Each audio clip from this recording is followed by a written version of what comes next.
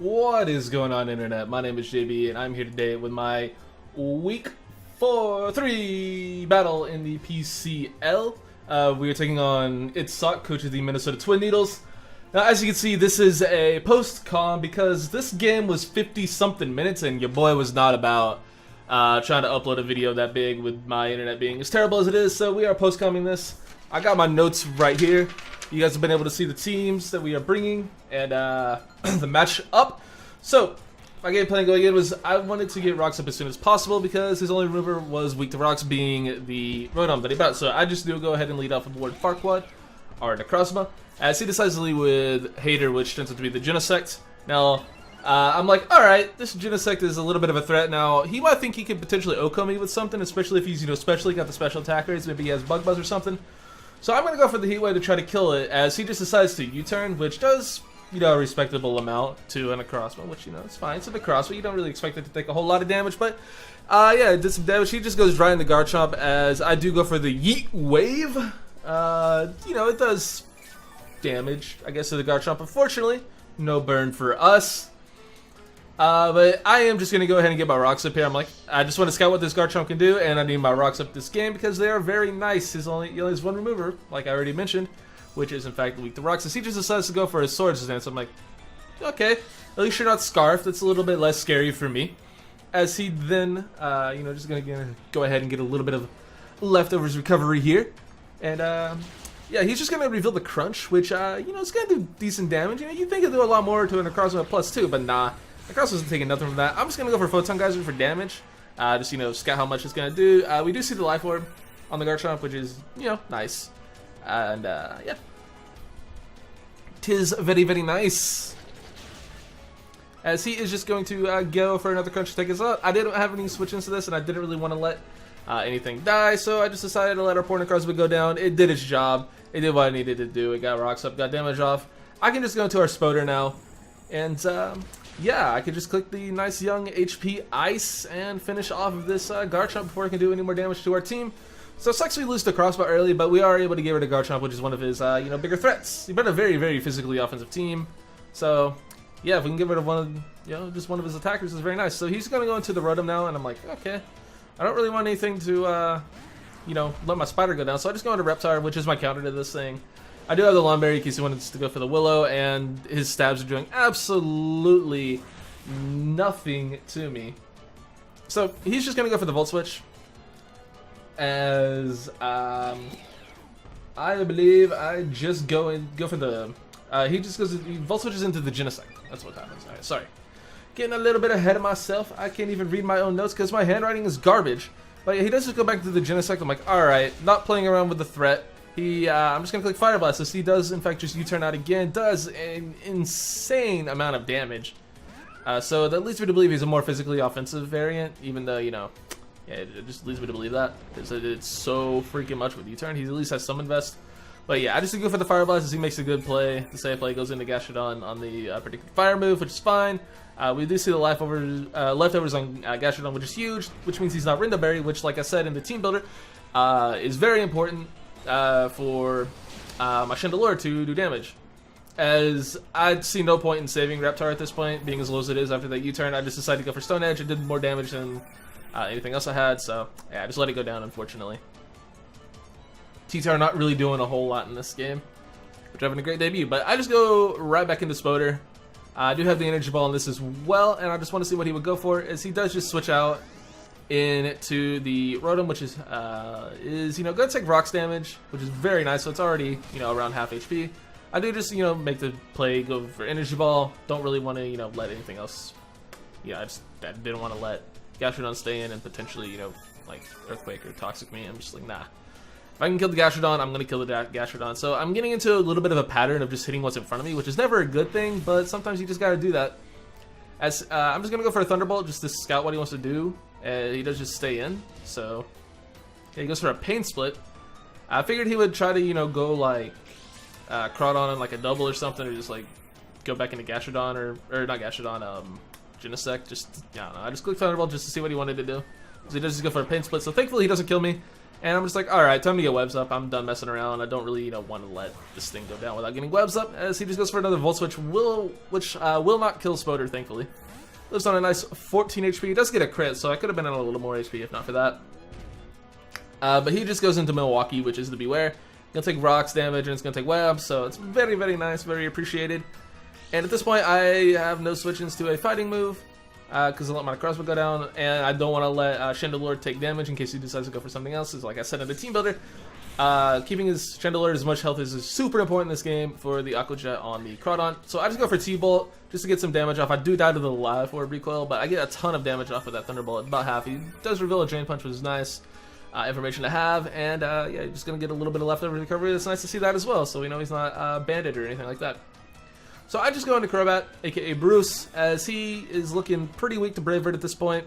Like I said, Rotom was really his only answer to it, and Rotom's already at half because of Rock, so he's going to go into the Gastrodon, which makes sense. It's a Gastrodon. It doesn't really care about taking hits because it's a disgusting blob. So he is, you know, just going to get this nice little Brave Bird animation off, which is going to do, if I can get that off my screen, sorry about that. He's just going to do... Wait, you can't see that. I don't know why I'm sorry. So it's not going to really do anything. As he just goes for the Protect this turn, so we do scout that out. We now know that he has Protect. As I did just go for another Brave Bird, I'm like, alright, you know, I gotta get rid of the Gastrodon, man. The Gastrodon's annoying. If I can get rid of it, I'm going to attack it. I'm always going to attack the Gastrodon. I don't want to deal with it. So I'm going to try to kill it every chance I can. But I decided to switch out on the Recover, just to, you know, try to be a little bit aggressive. Very, very aggressive switch on my part, right into my Gastrodon, because I knew he was going for Recover, and I'm like, alright, if I can get Chandelure in against this thing, that's really nice, and Energy Ball kills this thing from full, so super nice, especially since he's not Random Berry. I know I kill from full, even Spadef does not live. So he is just going to make the good play, but again, like I said earlier, getting into this whole pattern of just attacking what's in front of me, he just goes into the Rotom on the predicted Energy Ball.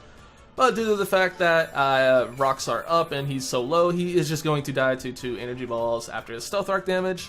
So that's really nice. So we're able to pick up a, you know, kill, sort of start bringing it back a little bit. We were in the hole 3-5 at this point, so it's looking less bad now, 3-4. All my Pokemon that I have left are still pretty much at full HP. So that's really, really nice. He's just going to go into Beware, so I'm like, alright, he definitely has Earthquake or something. I'm not really sure why he would go into this.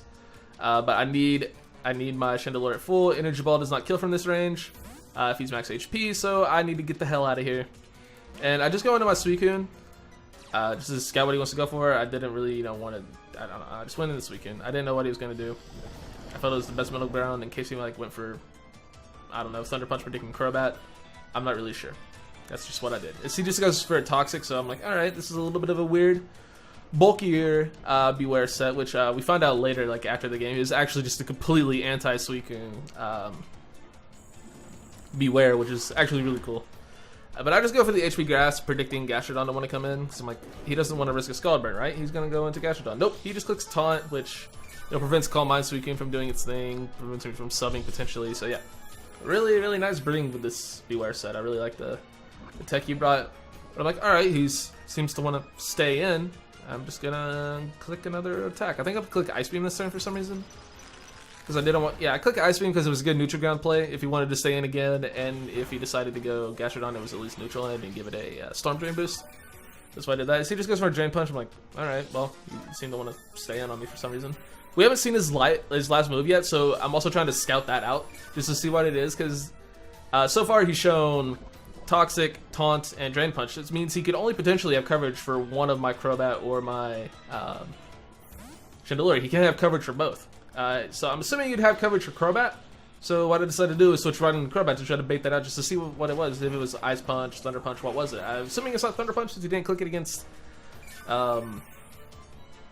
Suicune. It could be Return, which means he couldn't touch Chandelure then.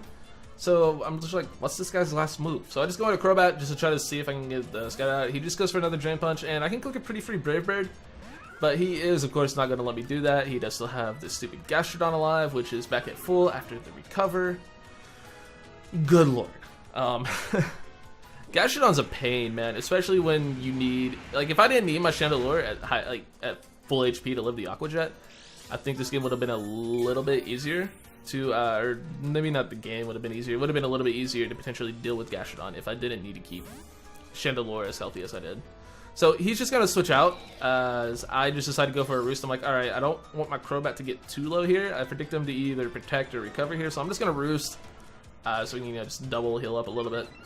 As he gets lowered by the sticky webs, which does mean if he is Scarf, I should outspeed him now. Gets another special attack boost. There's the roost. Just get my Crobat right on back up because Brave Bird spam looks incredible against him. I want to be as much HP as possible. Take out this, take out the Beware, take out the Crawdon as well. Nothing really appreciates it. But I don't want to stay in and take like an Ice Beam or something, so I do decide to go into my Suicune here, as he does reveal the Ice Beam, which is nice. Solid play on my part.